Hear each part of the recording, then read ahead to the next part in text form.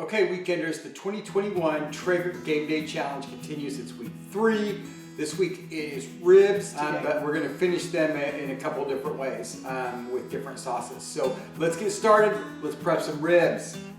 First thing we got to do is set our Traeger to 230. Always 230 for me when I'm smoking pork like this that are longer smokes. We're going to season this with Plowboy's Yardbird after we put a binder down of HEB yellow mustard. You see that going on. Then the Plowboy's Yardbird goes on. My favorite all-time pork seasoning goes onto this thing. And then we let it just kind of liquefy as the Traeger comes up to temp. After about an hour or so, it's going to look like this. Then it goes right onto the Traeger and they look like this as they go on. And then we wrap them. Once they get to a certain point, I let mine go for about 3 hours. I wrapped it.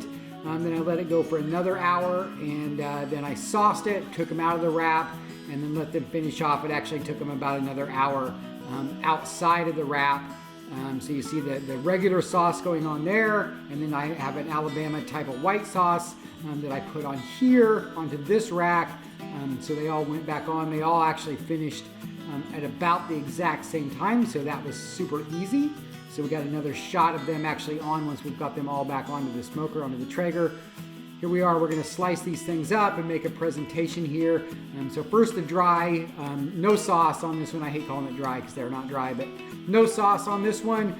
The second one that you see that's gonna go up next is gonna be our sauce version, or just our regular barbecue sauce version that we use a kind of sauce that we do like. It's actually a combination of sauces.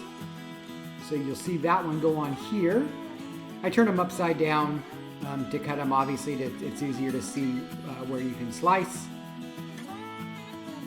And we're stacking them up on our hardcore carnivore paper, butcher paper.